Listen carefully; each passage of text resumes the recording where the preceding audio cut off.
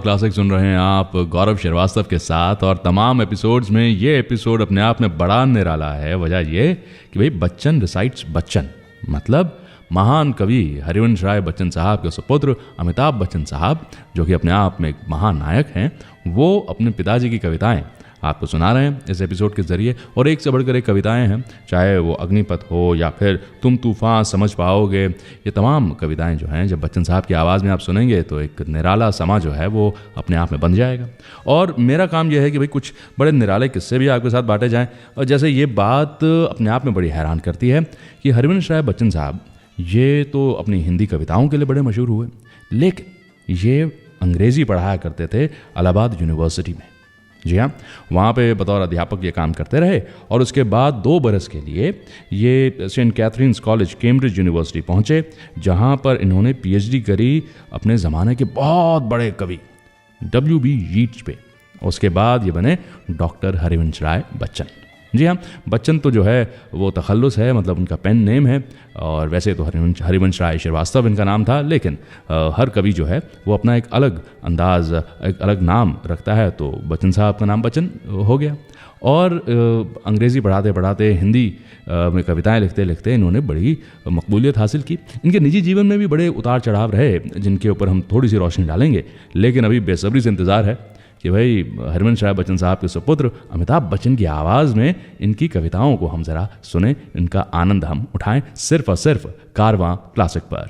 अग्निपथ अग्निपथ अग्निपथ, वृक्ष हों भले खड़े, हों घने हों बड़े, एक पत्र छाह भी मांग मत मांग मत मांग मत। अग्निपथ अग्निपथ अग्निपथ, तू न थकेगा कभी, तू न थमेगा कभी, तू न मुड़ेगा कभी, कर शपथ कर शपथ कर शपथ। अग्निपथ अग्निपथ अग्निपथ, यह महान दृश्य है, चल रहा मनुष्य है, अश्रु स्वेद रक्त से लथपथ लथपथ लथपथ। अग्निपथ अग्निपथ अग्निपथ।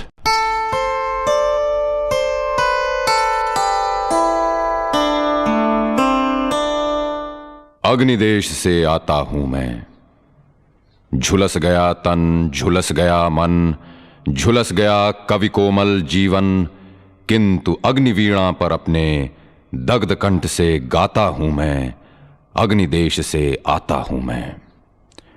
कंचन ही था जो बच पाया, उसे लुटाता मग में आया, दीनों का मैं वेश किए हूं, दीन नहीं हूं दाता हूं मैं, अग्निदेश से आता हूं मैं।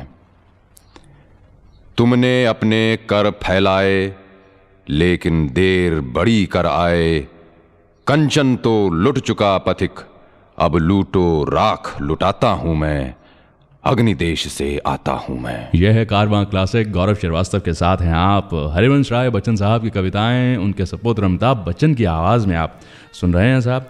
एक बात मैंने आपसे कही थी, शुरुआत में ही जिक्र किया था कि हरिवंश राय बच्चन साहब के जीवन में अजब अजब उतार चढ़ाव रहे। एक बात शायद कम लोग जानते हैं कि इनका जो पहला विवाह हुआ वो श्यामा जी से हुआ। हाँ, तब ये अपने कॉलेज के पहले ही साल में थे। इनकी उम्र कोई 19 साल की रही होगी और श्यामा जी की उम्र रही 14 बरस की। और जब कुछ बरसों के बाद गौना हुआ और वो इनके घर आईं तो पता चला कि भाई वो तो बीमार हैं और उन्हें टीबी है। डॉक्टर्स ने कहा कि देखिए टीबी है इन्हें, तो उनका ज़्यादा ख्याल रखना पड़ेगा। और हरिवंश राय साहब ने ठीक वैसा ही किया, अपनी पत्नी का साथ निभाया। तकरीबन 10 बरस ये शादी रही। इस शादी से कोई संतान ना हुई और दुखद बात ये रही कि सन 1926 में विवाह हुआ और 1936 में श्यामा जी ये दुनिया छोड़कर चली गई। हरिवंश राय बच्चन एकदम टूट गए, बिल्कुल अकेले हो गए।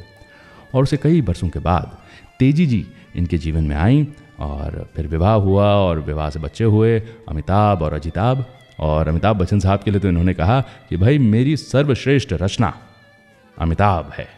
और बात बिल्कुल सटीक है, क्योंकि अमिताभ बच्चन से बड़ा कोई और अभिनेता, कोई और बड़ा सितारा आज तक तो आया नहीं है, और आने वाले समय में भी इसकी उम्मीद ज़रा कम ही नज़र आती है। तो इनके निजी जीवन पे थोड़ी सी रोशनी डाली है, कुछ और बातें इनकी ज़िंदगी से जुड़ी जो हैं वो मैं आपके साथ बांटूंगा, लेकिन अभी बच्चन साहब की आवाज़ में बच्चन साहब की कविता, मतलब छोटे बच्चन बड़े बच्चन की कविताएं हमारे लिए पढ़ रहे हैं इस बड़े ही ख़ास एपिसोड में कारवां क्लासिक पर।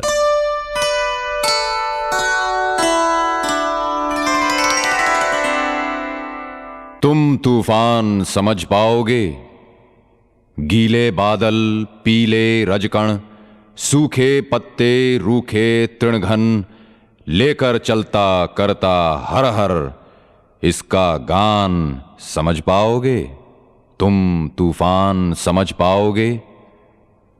गंध भरा यह मंद पवन था, लहराता इससे मधुवन था, सहसा इसका टूट गया जो स्वप्न महान, समझ पाओगे? तुम तूफान समझ पाओगे? तोड़ मरोड़ विटप लतिकाएं, नोच खसोट कुसुम कलिकाएं, जाता है अज्ञात दिशा को, हटो विहंगम उड़ जाओगे, तुम तूफान समझ पाओगे। कारवां क्लासिक रेडियो शो के एपिसोड्स को आप ऑफलाइन भी कर सकते हैं, ताकि आप इसे कभी भी कहीं भी सुन सकें और एंजॉय कर सकें। स्फटिक निर्मल और दर्पण स्वच्छ, हे हिमखंड शीतल और समुज्वल, तुम चमकते इस तरह हो, चांदनी जैसे जमी है, या गला चांदी तुम्हारे रूप में ढाली गई है। स्फटिक निर्मल और दर्पण स्वच्छ, हे हिमखंड शीतल और समुज्वल, जब तलक गल पिघल नीचे को ढलक कर तुम न मिट्टी से मिलोगे, तब तलक तुम तृणहरित बन व्यक्त धरती का नहीं रोमांच हरगिज कर सकोगे, और न उसके हास बन रंगीन कलियों और फूलों में खिलोगे, और न उसकी वेदना के अश्रु बनकर प्रात पलकों में पखुरियों के पलोगे। जड़ सुयश, निर्जीव कीर्ति कलाप और मुर्दा विशेषण का तुम्हें अभिमान, तो आदर्श तुम मेरे नहीं हो। पंकमय सकल अंकमय, मिट्टी लिए मैं अंक में, मिट्टी की जो गाती, कि जो रोती, कि जो है जागती सोती, कि जो है पाप में धंसती, कि जो है पाप को धोती, कि जो पल पल बदलती है, कि जिसमें जिंदगी की गत मचलती है। तुम्हें लेकिन गुमान ली समय ने सांस पहली जिस दिवस से, तुम चमकते आ रहे हो स्फटिक दर्पण के समान। मूढ़, तुमने कब दिया है इम्तिहान, जो विधाता ने दिया था फेंक, गुण वह एक, हाथों दाब छाती से सटाए, तुम सदा से हो चले आए, तुम्हारा बस यही आख्यान। उसका क्या किया उपयोग तुमने, भोग तुमने, प्रश्न पूछा जाएगा, सोचा जवाब।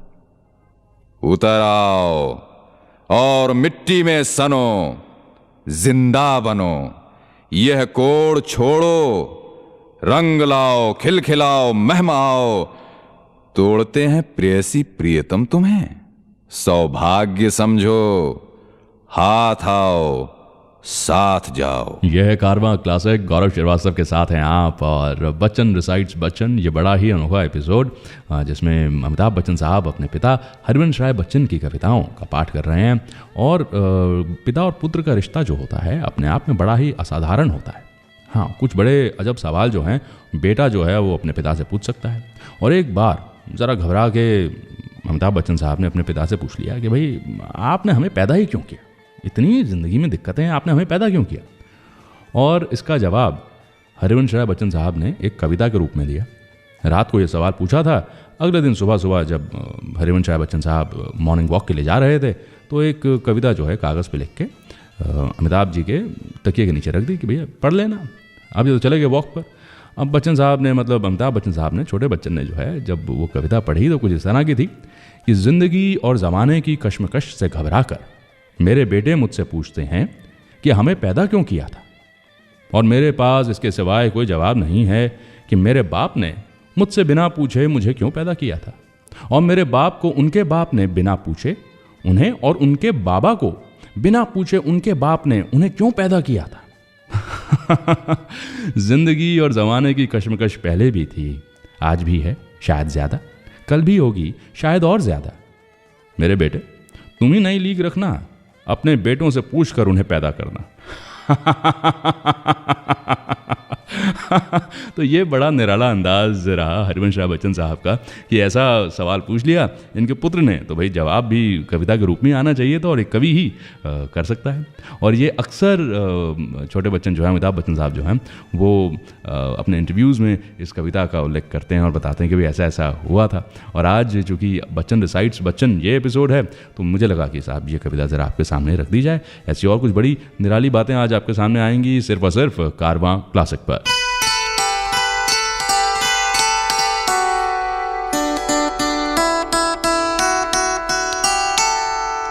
जीवन की आपाधापी में कब वक्त मिला कुछ देर कहीं पर बैठ कभी यह सोच सकूं, जो किया कहा माना उसमें क्या बुरा भला। जिस दिन मेरी चेतना जगी मैंने देखा मैं खड़ा हुआ हूं इस दुनिया के मेले में, हर एक यहां पर एक भुलावे में भूला, हर एक लगा है अपनी अपनी दे ले में। कुछ देर रहा हक्का बक्का भौचक्का सा, आ गया कहां क्या करूं यहां जाऊं किस जा, फिर एक तरफ से आया ही तो धक्का सा, मैंने भी बहना शुरू किया इस रेले में। यूं बाहर की रेला ठेली ही क्या कम थी, जो भीतर भी भावों का ऊहा पोह मचा, जो किया उसी को करने की मजबूरी थी, जो कहा वही मन के अंदर से उबल चला। जीवन की आपाधापी में कब वक्त मिला कुछ देर कहीं पर बैठ कभी यह सोच सकूं, जो किया कहा माना उसमें क्या बुरा भला। मेला जितना भड़कीला रंग रंगीला था, मानस के अंदर उतनी ही कमजोरी थी। जितना ज्यादा संचित करने की ख्वाहिश थी, उतनी ही छोटी अपने कर की झोरी थी। जितनी ही ठहरे रहने की थी अभिलाषा, उतना ही रेले तेज ढकेले जाते थे। क्रय विक्रय तो ठंडे दिल से हो सकता है, ये तो भागा भागी की छीना छोरी थी। अब मुझसे पूछा जाता है क्या बतलाऊं, क्या मान किंचन बिखराता पथ पर आया, वह कौन रतन अनमोल मिला ऐसा मुझको, जिस पर अपना मन प्राण निछावर कर आया। यह थी तकदीरी बात, मुझे गुण दोष न दो, जिसको समझा था सोना वह मिट्टी निकली, जिसको समझा था आंसू वह मोती निकला। जीवन की आपाधापी में कब वक्त मिला कुछ देर कहीं पर बैठ कभी यह सोच सकूं, जो किया कहा माना उसमें क्या बुरा भला। मैं कितना ही भूलूं भटकूं या भरमाऊं, है एक कहीं मंजिल जो मुझे बुलाती है। मैं कितना ही भूलूं भटकूं या भरमाऊं, है एक कहीं मंजिल जो मुझे बुलाती है। कितने ही मेरे पांव पड़े ऊंचे नीचे, प्रतिपल वह मेरे पास चली ही आती है। मुझ पर विधि का एहसान बहुत सी बातों का, पर मैं कृतज्ञ उसका इस पर सबसे ज्यादा। नभ ओले बरसाए धरती शोले उगले, अनवरत समय की चक्की चलती जाती है। मैं जहां खड़ा था कल उस थल पर आज नहीं, कल इसी जगह फिर पाना मुझको मुश्किल है। ले मापदंड जिसको परिवर्तित कर देती केवल छूकर ही देश काल की सीमाएं, जग दे मुझ पर फैसला उसे जैसा भाए। लेकिन मैं तो बेरोक सफर में जीवन के इस एक और पहलू से होकर निकल चला। जीवन की आपाधापी में कब वक्त मिला कुछ देर कहीं पर बैठ कभी यह सोच सकूं, जो किया कहा माना उसमें क्या बुरा भला।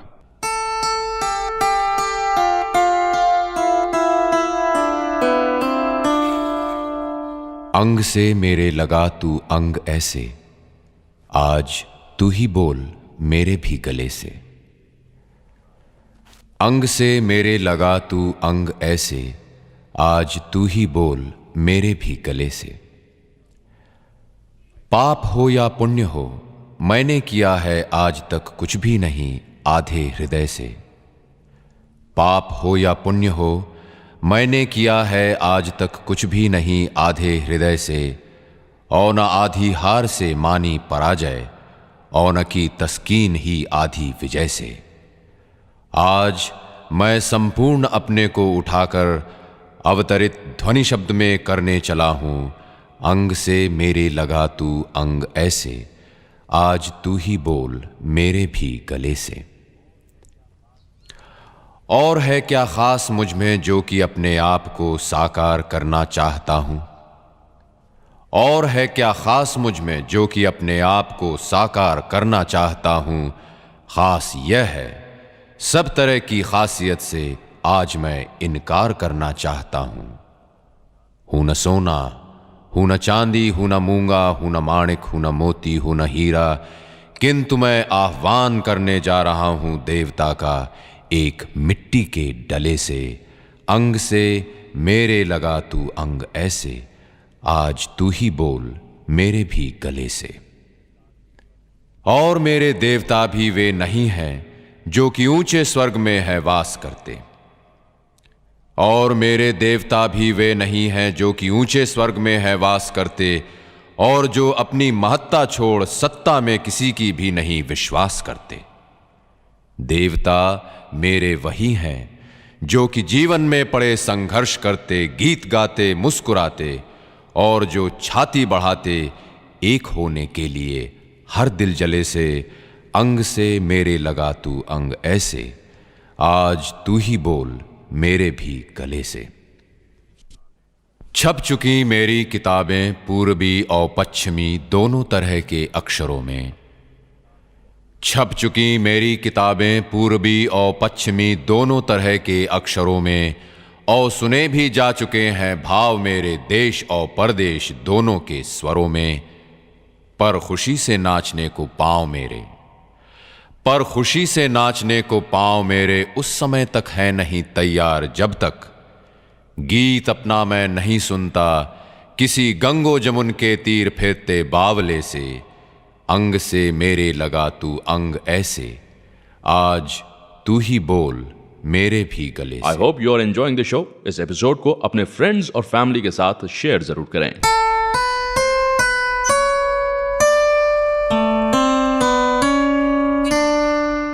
कोयल, तुझे एक आवाज मिली क्या, तूने सारा आसमान ही अपने सिर पर उठा लिया है। कुहू कुहू कुहू। तुझे एक आवाज मिली क्या, तूने सारा आसमान ही अपने सिर पर उठा लिया है। तुझे मर्मवेदी दर्दीला मीठा स्वर जो मिला हुआ है, दिशा दिशा में, डाल डाल में, पात पात में, उसको रसा बसा देने को क्या तू सचमुच अंतः प्रेरित अकुलाई है, या तू अपना अपनी बोली की मिठास का विज्ञापन करती फिरती है, अभी यहां से अभी वहां से, जहां तहां से। वो मदमाती अपनी ही रट गई लगाती गई। कैक्टस, रात एकाएक टूटी नींद तो क्या देखता हूं, गगन से जैसे उतर कर एक तारा कैक्टस की झाड़ियों में आ गिरा है। रात एकाएक टूटी नींद तो क्या देखता हूं, गगन से जैसे उतर कर एक तारा कैक्टस की झाड़ियों में आ गिरा है। निकट जाकर देखता हूं एक अद्भुत फूल कांटों में खिला है। हाय कैक्टस, दिवस में तुम खिले होते, रश्मियां कितनी निछावर हो गई होती तुम्हारी पखुरियों पर।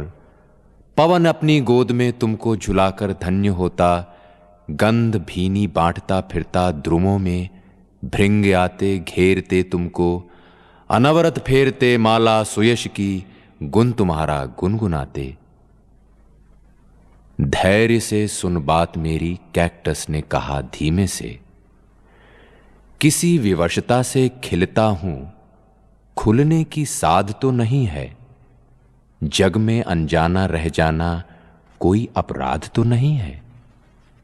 कवि, सबसे हटकर अलग अकेले में बैठे ये क्या लिखते हो। सबसे हटकर अलग अकेले में बैठे ये क्या लिखते हो। काट छांट करते शब्दों की, सत्रों में बिठलाते उनको, लंबी करते छोटी करते।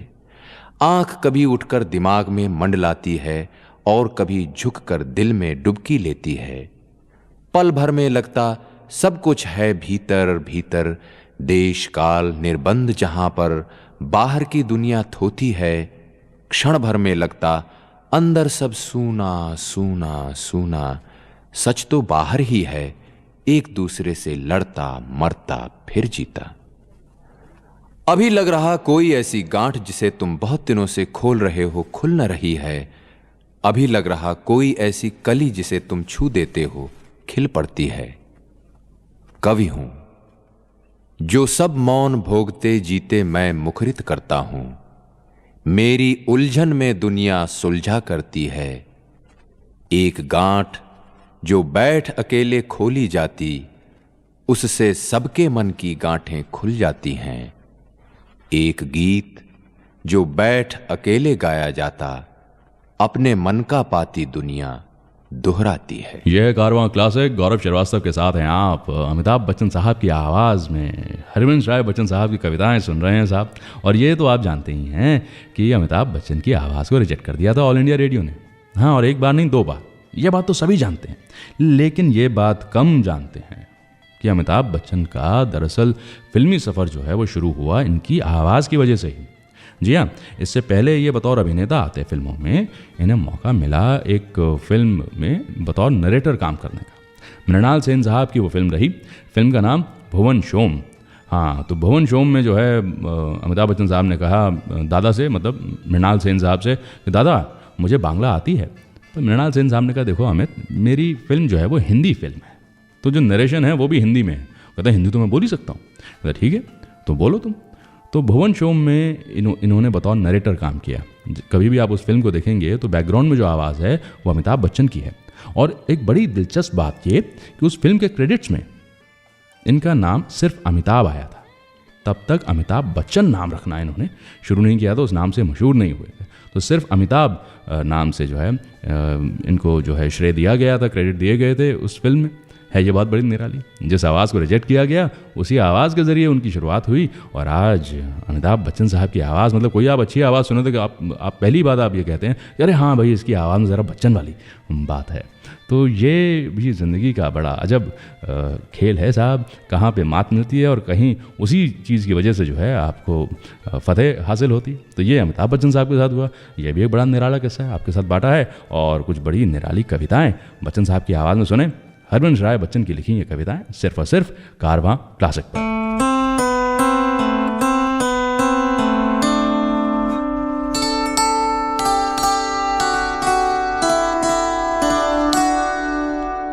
मैंने जीवन देखा, जीवन का गान किया। वो पटले आई बोली, देखो एक तरफ जीवन, उषा की लाल किरण, बहता पानी, उगता तरुवर, खरचोंच दबा उड़ता पंछी, छूता अंबर को धरती का अंचल धानी। दूसरी तरफ है मृत्यु, मरुस्थल की संध्या में राख धुएं में धसा हुआ कंकाल पड़ा। मैंने जीवन देखा, जीवन का गान किया।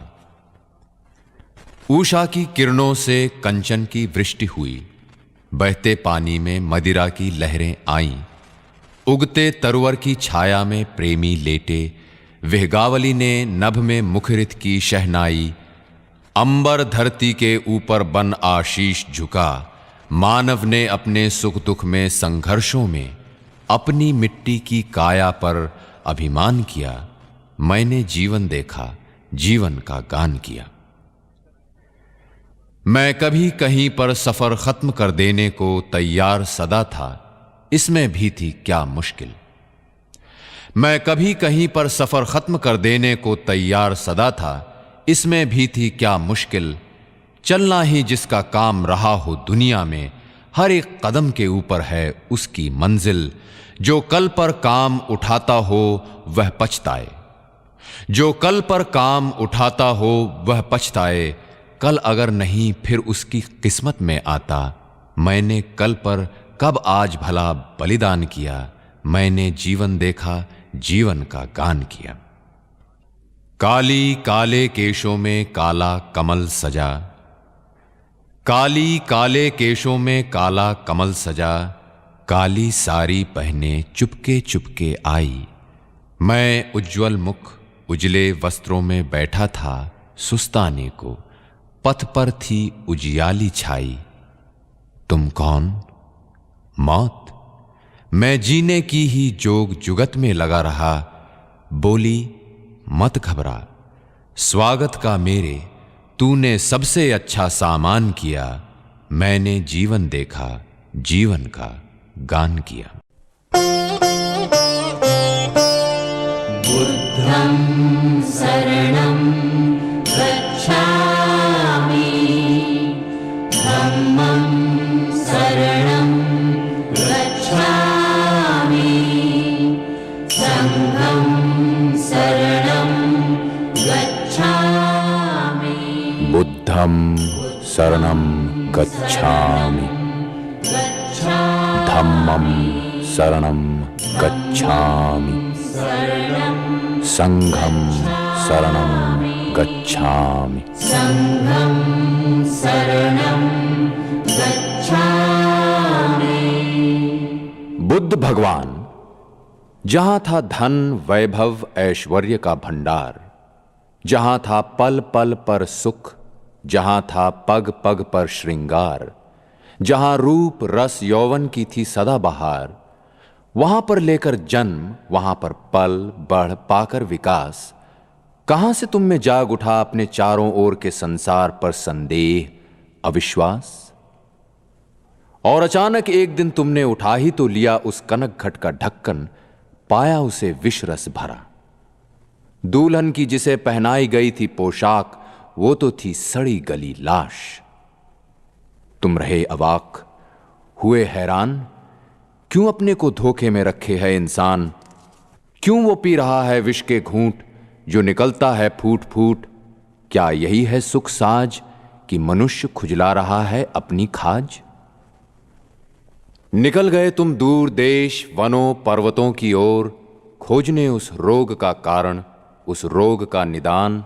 बड़े बड़े पंडितों को तुमने लिया था, मोटे मोटे ग्रंथों को लिया अवगाह, सुखाया जंगलों में तन, साधा साधना से मन। सफल हुआ श्रम, सफल हुआ तप, आया प्रकाश का क्षण, पाया तुमने ज्ञान शुद्ध, हो गए प्रबुद्ध। देने लगे जगह जगह उपदेश, जगह जगह व्याख्यान, देखकर तुम्हारा दिव्य वेश, घेरने लगे तुम्हें लोग।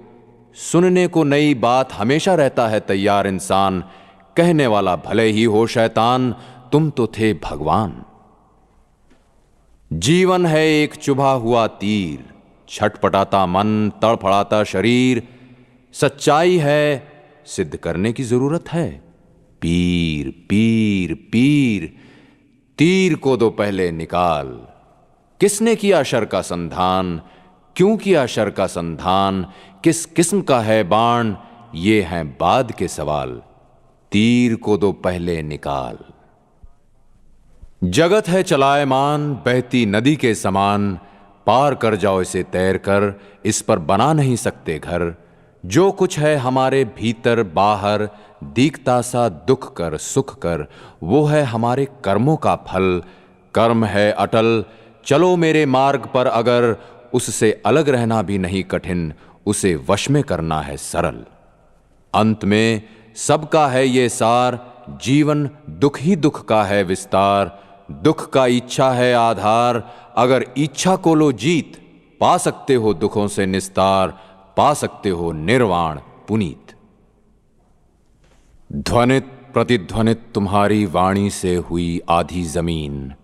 भारत ब्रह्मा लंका श्याम तिब्बत मंगोलिया जापान चीन, उठ पड़े मठ पैगोडा बिहार, जिनमें भिक्षुणी भिक्षुओं की कतार, मुंडाकर सिर पीला चीवर धार, करने लगी प्रवेश, करती इस मंत्र का उच्चार। बुद्धं शरणं गच्छामि, धम्मं शरणं गच्छामि, संघं शरणं गच्छामि। कुछ दिन चलता है तेज हर नया प्रवाह, मनुष्य उठा चौंक, हो गया आगाह। वाह री मानवता, तू भी करती है कमाल। आया करें पीर पैगंबर आचार्य, महंत महात्मा हजार, लाया करें अहदनामे इल्हाम, छाटा करें अक्ल, बधारा करें ज्ञान, दिया करें प्रवचन वाज। तू एक कान से सुनती, दूसरे से देती निकाल, चलती है अपनी समय सिद्ध चाल। जहां हैं तेरी बस्तियां, तेरे बाजार, तेरे लेन देन, तेरे कमाए खर्च के स्थान, वहां कहां है राम कृष्ण बुद्ध मोहम्मद ईसा के कोई निशान। इनकी भी अच्छी चलाई बात, इनकी क्या बिसात, इनमें से कोई अवतार, कोई स्वर्ग का पूत, कोई स्वर्ग का दूत। ईश्वर को भी इसने नहीं रखने दिया हाथ। इसने समझ लिया था पहले ही खुदा साबित होंगे खतरनाक। अल्लाह वबाल जान फजीहत, अगर वे रहेंगे मौजूद हर जगह हर वक्त। झूठ, फरेब, छल कपट, चोरी, जारी, दगाबाजी, चीना चोरी, सीना जोरी कहां फिर लेंगी पनाह। गरज कि बंद हो जाएगा दुनिया का सब काम। सोचो कि अगर अपनी प्रेयसी से करते हो तुम प्रेमालाप और पहुंच जाएं तुम्हारे अब्बा जान, तब क्या होगा तुम्हारा हाल। तबीयत पड़ जाएगी ढीली, नशा सब हो जाएगा काफूर। एक दूसरे से हटकर दूर, देखोगे न एक दूसरे का मुंह। मानवता का बुरा होता हाल, अगर ईश्वर डटा रहता सब जगह सब काल। इसने बनवाकर मंदिर, मस्जिद, गिरजाघर खुदा को कर दिया है बंद। ये हैं खुदा के जेल, जिन्हें ये देखो तो इसका व्यंग। कहती है श्रद्धा पूजा के स्थान, कहती है उनसे आप यहीं करें आराम। दुनिया जपती है आपका नाम, मैं मिल जाऊंगी सुबह शाम। दिन रात बहुत रहता है काम, अल्लाह पर लगा है ताला। बंदे करें मनमानी रंगरेल, वाह रे दुनिया तूने खुदा का बनाया है खूब मजाक, खूब खेल। जहां खुदा की नहीं गली दाल, वहां बुद्ध की क्या चलती चाल। वे थे मूर्ति के खिलाफ, इसने उन्हीं की बनाई मूर्ति। वे थे पूजा के विरुद्ध, इसने उन्हीं को दिया पूज। उन्हें ईश्वर में था अविश्वास, इसने उन्हीं को कह दिया भगवान। वे आए थे फैलाने को वैराग्य, मिटाने को सिंगार पटार, इसने उन्हीं को बना दिया श्रृंगार। बनाया उनका सुंदर आकार, उनका बेल मुंड था शीश, इसने लगाए बाल घूंघरदार। और मिट्टी, लकड़ी, पत्थर, लोहा, तांबा, पीतल, चांदी, सोना, मूंगा, नीलम, पन्ना, हाथी दांत, सबके अंदर उन्हें डाल, तराश, खराद, निकाल, बना दिया उन्हें बाजार में बिकने का सामान। पेकिंग से शिकागो तक कोई नहीं क्यूरियो की दुकान, जहां भले ही और न हो कुछ, बुद्ध की मूर्ति न मिले जो मांगो। बुद्ध भगवान, अमीरों के ड्राइंग रूम, रईसों के मकान, तुम्हारे चित्र तुम्हारी मूर्ति से शोभायमान। पर वे हैं तुम्हारे दर्शन से अनभिज्ञ, तुम्हारे विचारों से अनजान। सपने में भी उन्हें इसका नहीं आता ध्यान। शेर की खाल, हिरन की सींग, कला कारीगरी के नमूनों के साथ तुम भी हो आसीन। लोगों की सौंदर्य प्रियता को देते हुए तस्कीन, इसीलिए तुमने एक की थी आसमान जमीन। और आज देखा है मैंने, एक ओर है तुम्हारी प्रतिमा, दूसरी ओर है डांसिंग हॉल। हे पशुओं पर दया के प्रचारक, अहिंसा के अवतार, परम विरक्त संयम साकार, मची है तुम्हारे सामने रूप यौवन की ठेल पेल। इच्छा और वासना खुलकर रही हैं खेल, गाय सुअर के गोश्त का उड़ रहा है कबाब। गिलास पर गिलास पी जा रही है शराब, पिया जा रहा है पाइप, सिगरेट, सिगार, धुआंधार। लोग हो रहे हैं नशे में लाल, युवकों ने युवतियों को खींच लिया है बाहों में भींच। छाती और सीने आ गए हैं पास, होठों अधरों के बीच शुरू हो गई है बात, शुरू हो गया है नाच। ऑर्केस्ट्रा के साज, ट्रम्पेट, क्लैरिनेट, कार्नेट पर साथ बज उठा है जाज, निकलती है आवाज। मध्यम मध्यम शरणं गच्छामि, मांसं मांसं शरणं गच्छामि, दांसं दांसं शरणं गच्छामि, मध्यम मध्यम शरणं गच्छामि, मांसं मांसं शरणं गच्छामि डांसं शरणं गच्छामि। आज के शो के सभी गाने आप सारेगामा कारवां से सुन रहे हैं। सारेगामा कारवां इस तोहफे में हैं 5000 सुनहरे गाने और कुछ यादें।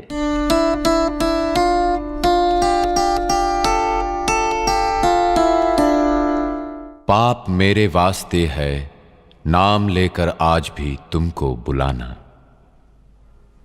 है वही छाती की जो अपनी तहों में राज कोई हो छिपाए, जो कि अपनी टीस अपने आप छेले, मत किसी को भी सुनाए।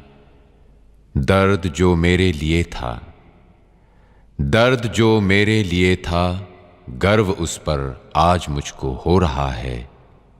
पाप मेरे वास्ते है, नाम लेकर आज भी तुमको बुलाना। वो अगस्ती रात मस्ती की, गगन में चांद निकला था अधूरा। वो अगस्ती रात मस्ती की, गगन में चांद निकला था अधूरा। किंतु मेरी गोद काले बादलों के बीच में था चांद पूरा। देह वह थी भी अलग कब, नेह दोनों एक मिलकर हो गए थे। वेदनामय है मुझे तो उस घड़ी को याद रखना या भुलाना। पाप मेरे वास्ते है, नाम लेकर आज भी तुमको बुलाना। फिर हमारे बीच घड़ियां और फिर दिन, फिर महीने साल आए। 20 दुनियावी बखेड़े, 100 तरह के जाल और जंजाल आए। मार होती है बड़ी सबसे समय की ख्याल पर, मार होती है बड़ी सबसे समय की ख्याल पर।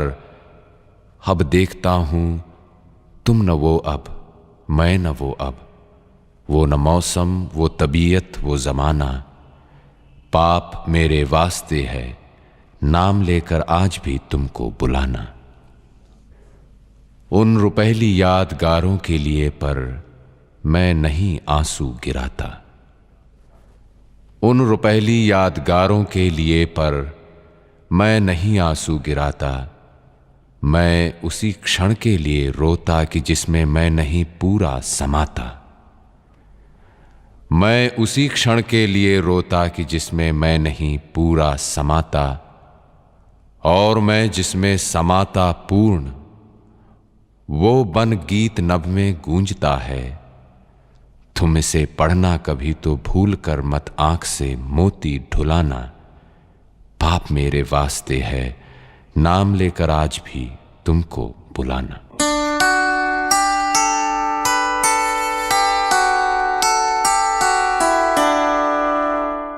मैं हूं उनके साथ खड़ी जो सीधी रखते अपनी रीढ़। कभी नहीं जो तज सकते हैं अपना न्यायोचित अधिकार। कभी नहीं जो सह सकते हैं शीश नवाकर अत्याचार। एक अकेले हों या उनके साथ खड़ी हो भारी भीड़, मैं हूं उनके साथ खड़ी जो सीधी रखते अपनी रीढ़।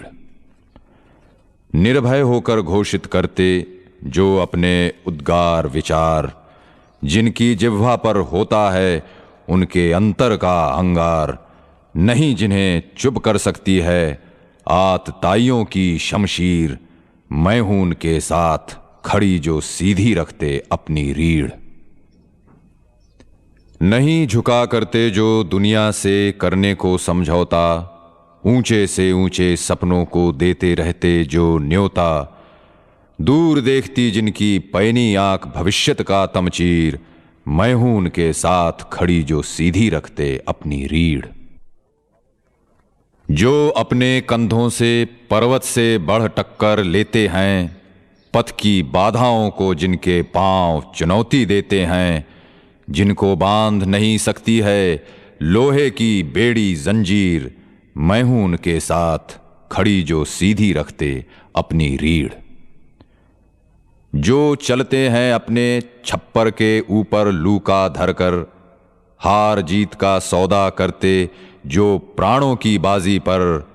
कूद उदधि में नहीं पलटकर जो फिर ताका करते तीर, मैं हूं उनके साथ खड़ी जो सीधी रखते अपनी रीढ़।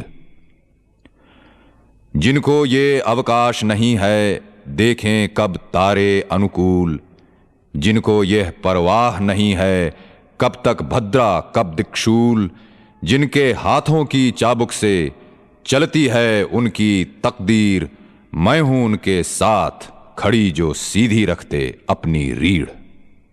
तुम हो कौन कहो जो मुझसे सही गलत पथ लो तो जान, सोच सोच कर पूछ पूछ कर बोलो कब चलता तूफान, सतपथ वो है जिस पर अपनी छाती ताने जाते वीर, मैं हूं उनके साथ खड़ी जो सीधी रखते अपनी रीढ़।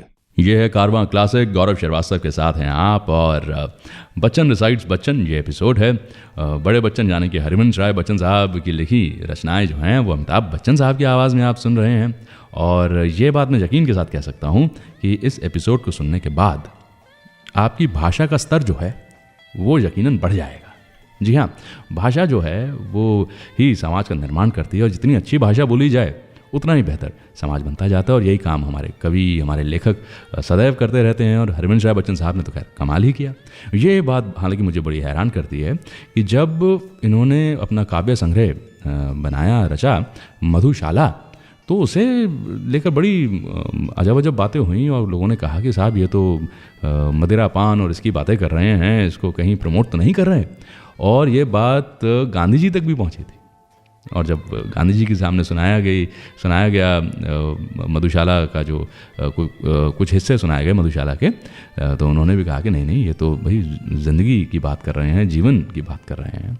और वाकई फिर मधुशाला बड़ी मकबूल हुई और आज तक जो है वो पढ़ाई भी जाती है, पढ़ी भी जाती है और लोग कोट भी करते हैं, आम बातचीत में भी वो बात सामने आती है।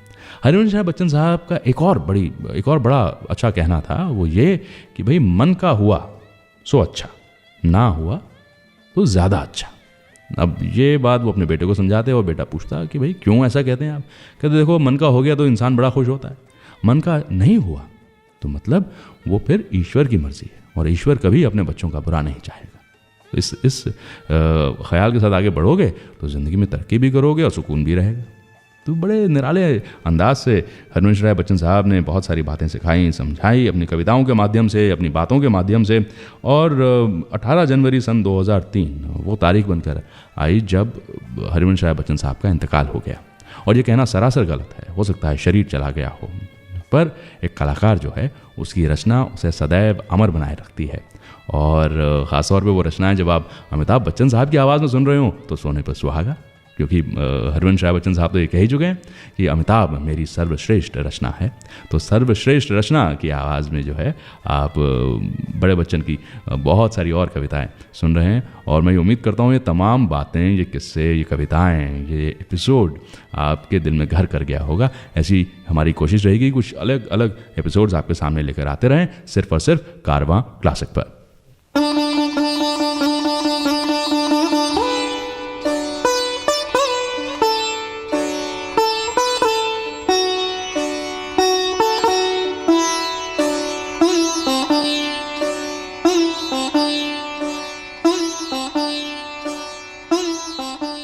रात आधी खींचकर मेरी हथेली, एक उंगली से लिखा था प्यार तुमने।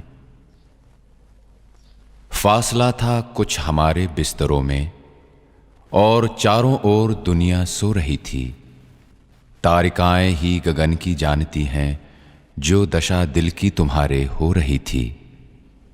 मैं तुम्हारे पास होकर दूर तुमसे, मैं तुम्हारे पास होकर दूर तुमसे, अध जगा सा और अध सोया हुआ सा। रात आधी खींचकर मेरी हथेली, एक उंगली से लिखा था प्यार तुमने। एक बिजली छू गई सहसा जगा मैं, एक बिजली छू गई सहसा जगा मैं। कृष्ण पक्षी चांद निकला था गगन में, इस तरह करवट पड़ी थी तुम की आंसू, बह रहे थे इस नयन से उस नयन में।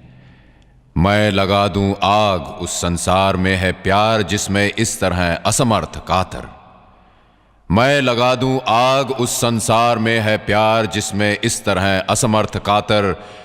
जानती हो उस समय क्या कर गुजरने के लिए था, कर दिया तैयार तुमने।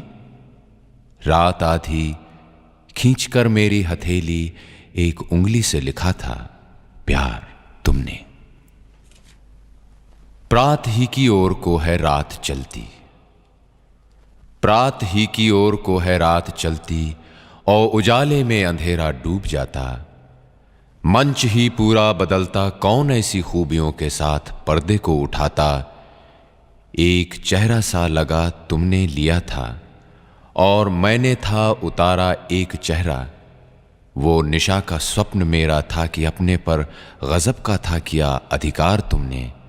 रात आधी खींचकर मेरी हथेली, एक उंगली से लिखा था प्यार तुमने।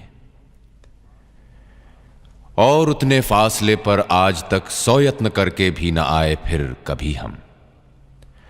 और उतने फासले पर आज तक 100 यत्न करके भी न आए फिर कभी हम। फिर न आया वक्त वैसा, फिर न मौका उस तरह का, फिर न लौटा चांद निर्मम। और अपनी वेदना में क्या बताऊं, क्या नहीं ये पंक्तियां खुद बोलती हैं। बुझ नहीं पाया अभी तक उस समय जो रख दिया था हाथ पर अंगार तुमने। रात आधी खींचकर मेरी हथेली, एक उंगली से लिखा था प्यार तुमने। मैंने ऐसा कुछ कवियों से सुन रखा था, जब घटनाएं छाती के ऊपर भार बने, जब सांस न दिल को लेने दें आजादी से, टूटी आशाओं के खंडहर, टूटे सपने, तब अपने मन की बेचैनी को छंदों में संचित कर कोई गाए और सुनाए तो वो मुक्त गगन में उड़ने का सा सुख पाता। लेकिन मेरा तो भार बना ज्यों का त्यों है, ज्यों के त्यों बंधन हैं, ज्यों की त्यों बाधाएं। मैंने गीतों को रच करके भी देख लिया। वे काहिल हैं जो आसमान के पर्दे पर अपने मन की तस्वीर बनाया करते हैं। वे काहिल हैं जो आसमान के पर्दे पर अपने मन की तस्वीर बनाया करते हैं। कर्मठ उनके अंदर जीवन की सांसें भर उनको नभ से धरती पर लाया करते हैं। आकाशी गंगा से गन्ना सींचा जाता, अंबर का तारा दीपक बनकर जलता है जिसके उजियारे बैठ हिसाब किया जाता। उसके जल में अब ख्याल नहीं बहते आते, उसके दृग से अब झड़ती रस की बूंद नहीं। मैंने सपनों को सच करके भी देख लिया। ये माना मैंने खुदा नहीं मिल सकता है लंदन की धनजोबन गर्वीली गलियों में। ये माना मैंने खुदा नहीं मिल सकता है लंदन की धनजोबन गर्वीली गलियों में। ये माना उसका ख्याल नहीं आ सकता है पेरिस की रस्मय रातों की रंगरलियों में। जो शायर को है शान खुदा, जो शायर को है शान खुदा, उसमें तुमको शैतानी गोरख धंधा दिखलाई देता। पर शेख भुलावा दो उनको जो भोले हैं, पर शेख भुलावा दो उनको जो भोले हैं। तुमने कुछ ऐसा गोलमाल कर रखा था, खुद अपने घर में नहीं खुदा का राज मिला। मैंने काबे का हज करके भी देख लिया। रिंदों ने मुझसे कहा कि मदिरा पान करो, गम गलत इसी से होगा, मैंने मान लिया। रिंदों ने मुझसे कहा कि मदिरा पान करो, गम गलत इसी से होगा, मैंने मान लिया। मैं प्याले में डूबा, प्याला मुझ में डूबा, मित्रों ने मेरे मंसूबे को मान दिया। बंदों ने मुझसे कहा कि ये कमजोरी है, इसको छोड़ो, अपनी इच्छा का बल देखो, तोलो। मैंने उनका कहना भी कान किया। मैं वहीं पर गम है, दुर्बलताएं हैं। मैंने मदिरा को पी करके भी देख लिया, मैंने मदिरा को तज करके भी देख लिया। मैंने काबे का हज करके भी देख लिया, मैंने सपनों को सच करके भी देख लिया, मैंने गीतों को रच करके भी देख लिया। इस कारवां क्लासिक रेडियो शो को आप एज पॉडकास्ट भी सुन सकते हैं on Android and Apple platforms.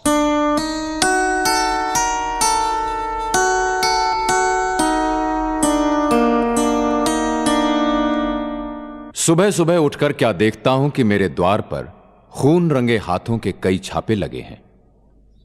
और मेरी पत्नी ने स्वप्न देखा है कि एक नरकंकाल आधी रात को एक हाथ में खून की बाल्टी लिए आता है और दूसरा हाथ उसमें डुबोकर हमारे द्वार पर एक छापा लगाकर चला जाता है। फिर एक दूसरा आता है, फिर दूसरा, फिर दूसरा, फिर दूसरा। ये बेगुनाह खून किनका है? क्या उनका जो सदियों से सताए गए, जगह जगह से भगाए गए, दुख सहने के इतने आदी हो गए कि विद्रोह के सारे भाव ही खो गए, और जब मौत के मुंह में जाने का हुक्म हुआ निर्विरोध चुपचाप चले गए और उसकी विषैली सांसों में घुटकर सदा के लिए सो गए? उनके रक्त की छाप अगर लगनी थी तो किसके द्वार पर?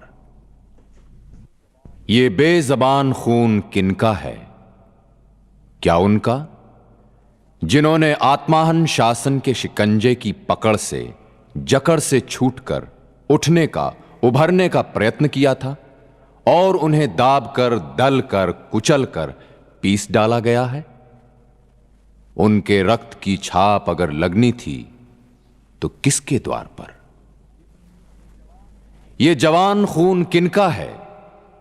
क्या उनका जो अपनी माटी का गीत गाते, अपनी आजादी का नारा लगाते, हाथ उठाते, पांव बढ़ाते आए थे, पर अब ऐसी चट्टान से टकराकर अपना सिर फोड़ रहे हैं जो न टलती है, न हिलती है, न पिघलती है?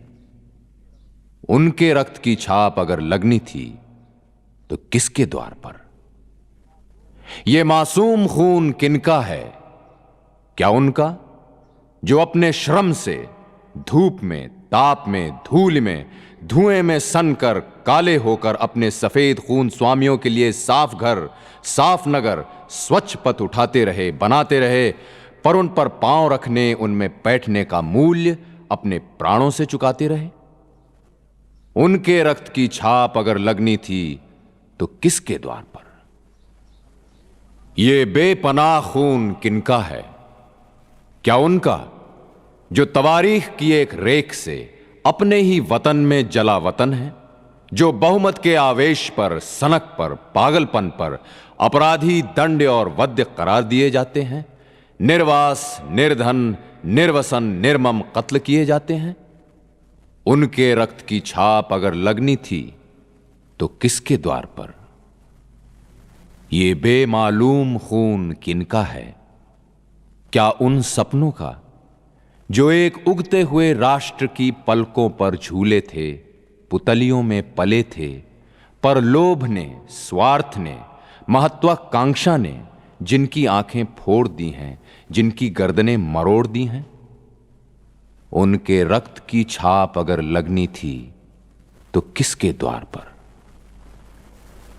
लेकिन इस अमानवीय अत्याचार, अन्याय, अनुचित, अकरणीय, अकरुण का दायित्व किसने लिया? जिसके भी द्वार पर ये छापे लगे उसने पानी से धुला दिया, चूने से पुता दिया। किंतु कवि द्वार पर छापे ये लगे रहें जो अनीति अत्य की कथा कहें, व्यथा कहें और शब्द यज्ञ में मनुष्य के कलुष दहें। और मेरी पत्नी ने स्वप्न देखा है कि ये नरकंकाल कवि कवि के द्वार पर ऐसे ही छापे लगा रहे हैं, ऐसी ही शब्द ज्वाला जगा रहे हैं। कैसा लगा आपको ये शो? प्लीज कमेंट सेक्शन में हमें जरूर बताएं। हर हफ्ते हम कारवां क्लासिक रेडियो शो का एक नया एपिसोड लेकर आते हैं, सो डू ट्यून